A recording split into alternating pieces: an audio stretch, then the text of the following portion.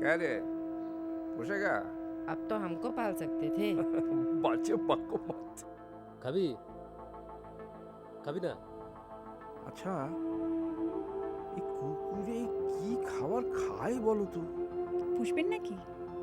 আর বলো না, বাড়িতে এসে জুটেছে একটা, কিছুই আর তার পছন্দ হয় না। ও কন্টিনেন্টাল ভালো লাগলো না, দিনই নষ্ট করলো। কুকুরের ডাক্তার কোথায় পাবো বলতো? নাম কি? সাহেব, বাচ্চা সাহেব। কুকুর পুষো তুমি? না না, ও তো বাইরেই থাকে, তেমন হলে তাড়িয়ে দেবো। তাড়িয়ে দেবে?